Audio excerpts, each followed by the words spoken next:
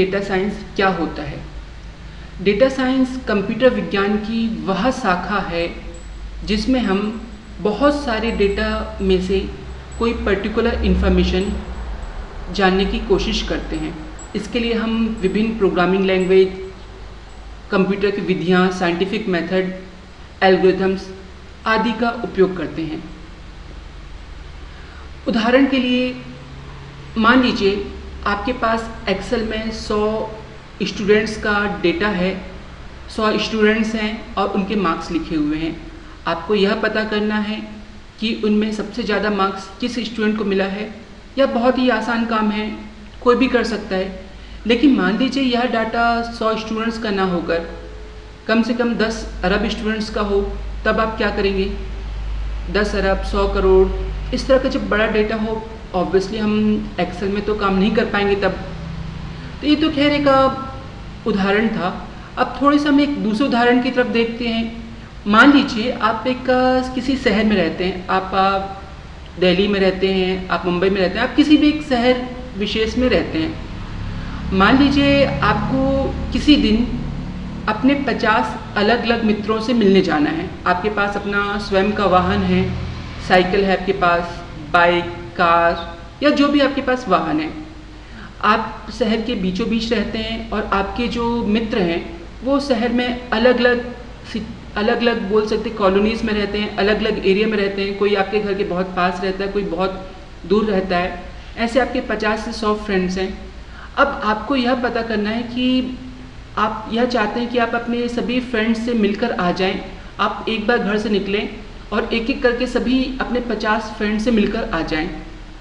तो आप सबसे छोटा रास्ता पता करना चाहते हैं कि जिसमें आपके सभी फ्रेंड्स हो जाएं। आप ये चाहते हैं कि रास्ता हो सके तो रिपीट ना हो, और अगर रिपीट भी हो तो कम से कम आपको रास्ता तय करना पड़े। अब इस तरह के काम आप मान लीजिए करना चाह रहे हैं तो ऑब्वियसली आपको इसमें मैथमेटिक्स की ज़रूरत पड़ेगी कि आप कम से कम रास्ते का उपयोग करते हुए कैसे कर सकते हैं। अब ये तो हुई एक जनरल लाइफ की बात में। अब ये जो प्रॉब्लम है देखा जाए तो रोज़ आ रही है। जो आपकी मान लीजिए अमेज़न जैसी कंपनियां हैं, उबेर जैसी जो कंपनियां हैं, उनके सामने ये समस्या रोज़ की है। उन्हें रोज़ कम से कम रास्ता पता करना रहता है। एयरलाइंस में इस तरह की समस्या है। तो यहाँ पे हमारे पास बहुत सा डेटा रहता है, उस डेटा में से इंफॉर्मेशन निकालनी रहती है। तो इस सब्जेक्ट को कहा जाता है डेटा साइंस। वैसे तो बहुत सारी चीज़ें इसमें हैं जो हम आगे चल के डिस्कस करेंगे। आगे बढ़ते हैं हम। अब डेटा साइंस कौन सीख सकता है? अगर कुछ समय पहले तक की बात की जाए तो यह माना जाता था कि अगर आप डेटा साइंस में अपना कैरियर बनाना चाह रहे हैं तो कम से कम आपके पास पीएचडी होना चाहिए। पर आज हमने जो देखा है, एमबीए वाले, कॉमर्स या किसी भी बैकग्राउंड के लोग डेटा साइंस में अपना कैरियर बना सकते हैं। आपके पास पीएचडी की डिग्री होनी, मास्टर डिग्री होनी, यहाँ तक कि बैचलर डिग्री होनी भी ज़रूरी नहीं है। लेकिन क्योंकि इस सब्जेक्ट को सीखने के लिए बहुत सारी टेक्नोलॉजीज़ का नॉलेज होना चाहिए, तो प्रेफर किया जाता है कि आपके पास मास्टर डिग्री हो, कम से कम बैचलर डिग्री हो और पीएचडी हो, तो ये बहुत अच्छी बात है। बट ये कोई कंपलसरी नहीं है, ये सिर्फ रिकमेंड है, कहने का मतलब।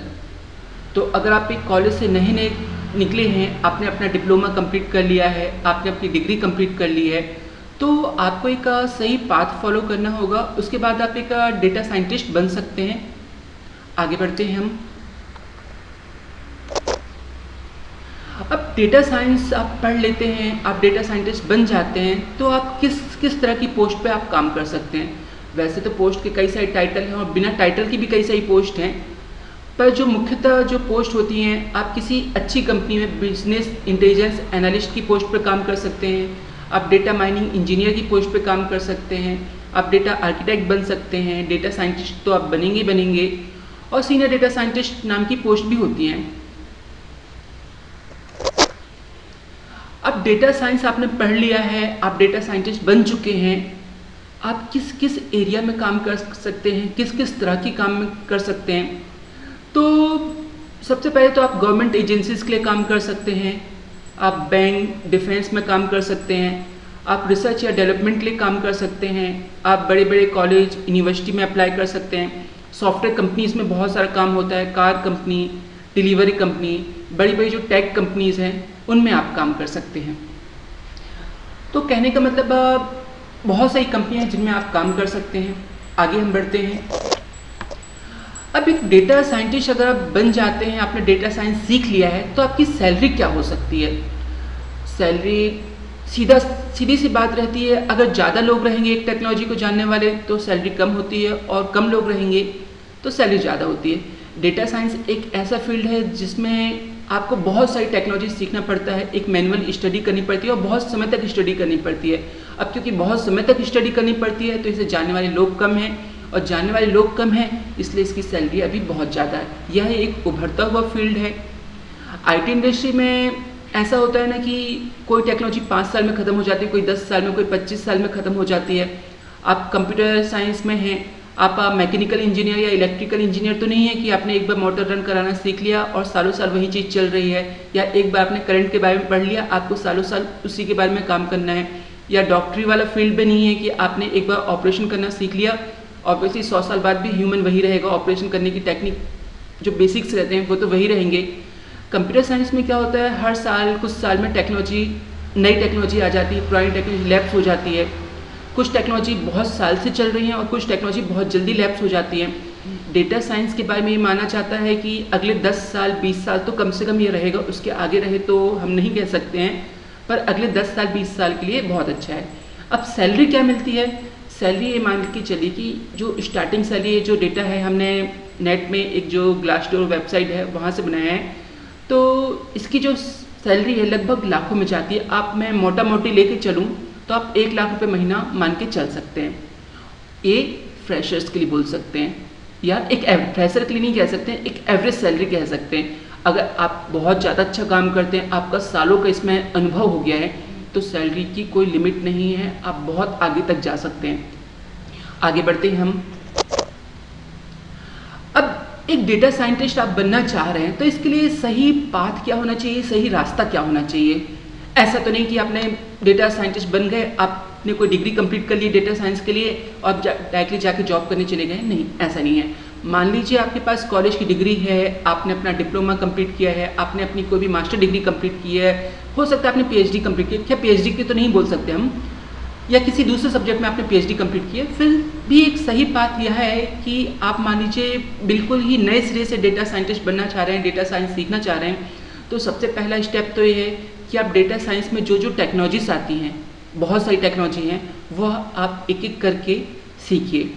साल 6 महीने का समय लग जाता है, कई बार और ज़्यादा भी लग जाता है। आप उन्हें आराम से सीखिए। आप किसी अच्छे इंस्टीट्यूट में एडमिशन ले सकते हैं। आप इसमें बहुत सारी यूनिवर्सिटीज़ हैं, बहुत सारे कॉलेज हैं जो इसमें बैचलर लेवल की डिग्री या डिप्लोमा आदि प्रोवाइड कराते हैं, आप वहाँ पे एडमिशन ले सकते हैं। आप खुद से भी सीख सकते हैं। तो सबसे पहला स्टेप है कि आपको जितनी भी टेक्नोलॉजीज है उनको बहुत बारीकी सीखना है, बहुत बारीकी से उनका अध्ययन करना है। अब स्टेप 2 क्या होना चाहिए?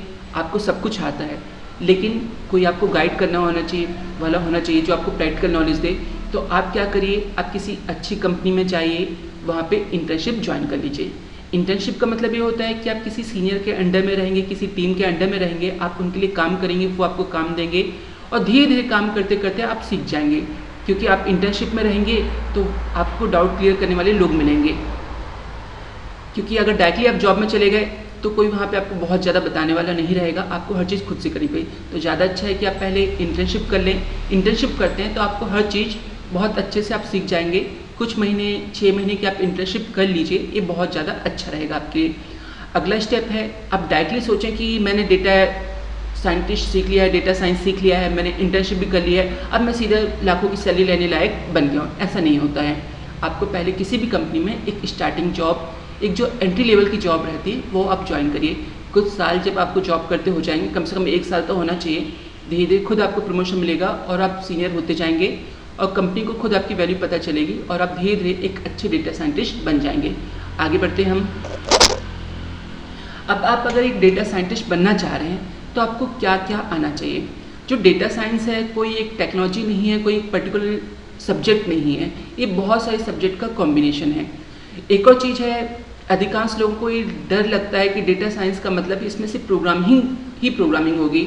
मैं आपको फ्रैंकली बताऊं, पते की बात बताऊं, डेटा साइंस में 80% जो चीज़ें हैं वो प्रोग्रामिंग से अलग हैं।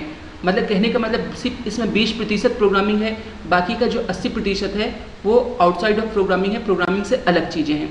क्योंकि होता है क्या है, आपको डेटा से इन्फॉर्मेशन निकालनी है। डेटा आपको एक्सेल के फॉर्मेट में मिल सकता है, अनस्ट्रक्चर्ड फॉर्मेट में मिल सकता है, या किसी दूसरे फॉर्मेट में मिल सकता है। आपको उस डेटा से इन्फॉर्मेशन निकालनी है तो डेटा को फिल्टर करना पड़ेगा, डेटा के बारे में पता करना पड़ेगा। लेकिन फिर भी जो मेन टेक्नोलॉजीज आपको जाननी होंगी, अगर मैं आपको शॉर्ट में बताऊं तो सबसे पहले आपको पाइथन का नॉलेज होना चाहिए। Python full stack Python developer, क्योंकि पाइथन बहुत बड़ा है। पाइथन में आप डेस्कटॉप एप्लीकेशन बनाते हैं, वेबसाइट एप्लीकेशन बनाते हैं, पाइथन में आप रिसर्च का वर्क कर सकते हैं। तो पाइथन एक बहुत बड़ी लैंग्वेज है। आपको फुल स्टैक पाइथन डेवलपर बनना होगा, आपको पाइथन पूरा सीखना होगा, ज़्यादा से ज़्यादा सीखना होगा।